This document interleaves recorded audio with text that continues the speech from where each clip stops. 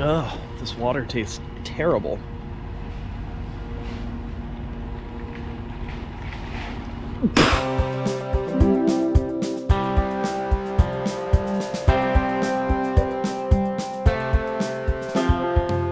Hey Internet, my name is Jeff and I'm a pastor, and today we are talking about politics and the Bible.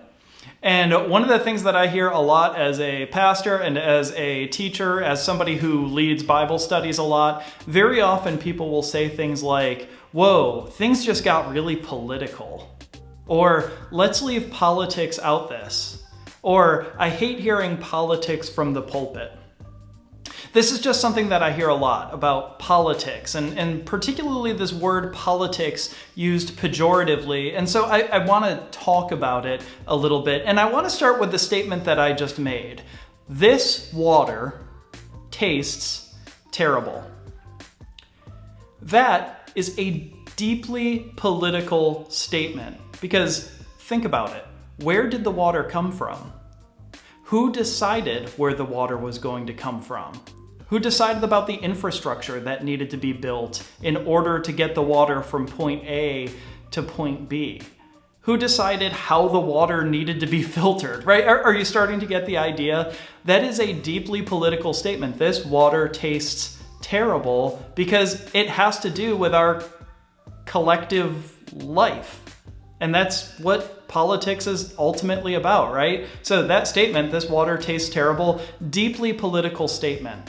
And I use this as an example because what it means is that if something as innocuous as this water tastes terrible is a political statement, then a lot of things are political statements, right? Pretty much everything has something to do with politics. Pretty much everything is a political statement. And I'm not saying that as a complaint or anything like, oh, you can't say anything anymore. Everything is political. No, I'm not trying to do that. I'm just trying to represent the reality that pretty much everything is a political statement because so much of it has to do with how we interact with one another and what our shared life, our collective life looks like.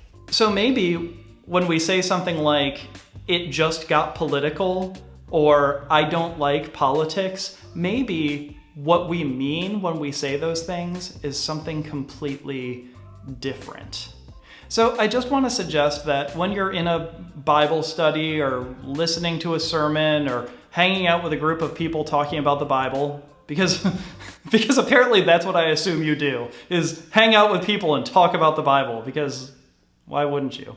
But when you're in some kind of religious situation and you're starting to feel a little bit tense and you're inclined to say, whoa, it just got political, or I hate politics, or I wish we could keep politics out of this, maybe we need to ask ourselves some questions about what we actually mean when we're tempted to say that, or what we're actually feeling, experiencing, going through when we're tempted to say that. So if you're in one of these situations and things just got political, and you're feeling it and you're uncomfortable or however you feel, I want you to just ask yourself a couple of questions. Rather than immediately going to, this just got political, I don't like it, or rather than accusing someone of getting political, just slow down, take a deep breath, and ask yourself a couple of questions. First, ask yourself, what am I actually feeling right now? What am I actually feeling right now? Because we could be very tempted to just write off all of our emotions as, this person caused me to get angry because they got political. Slow down and ask yourself, what am I actually feeling right now? Am I feeling anger at the statement that was just made? Am I feeling uncomfortable? Nervous? Attacked? How do I actually feel right now? Then ask yourself this question. What statement was made that evoked this emotion in me? Right? So rather than saying, it just got political, I hate it when people get political, instead maybe say, what am I feeling? Well, I feel attacked. And I feel attacked because so-and-so just said such and such. And then ask yourself the question, why? Why did that statement make you feel nervous? Or why did that statement make you feel attacked? And then one of the things that I like to do with the question why is I like to ask it 5 times. I can't remember who I ripped this off from, but I ripped it off from somebody. The 5 whys. This statement made me feel attacked. Why? Well, I remember this conversation that I had with someone in college, and they were really pushy about their beliefs, and I felt like I was being attacked, and it kind of brought me back to that place. Why? Well, because this person kind of reminds me of that person. And you see, the more you ask the question why, the more it starts to unpack about what you're actually feeling and what made you feel that way.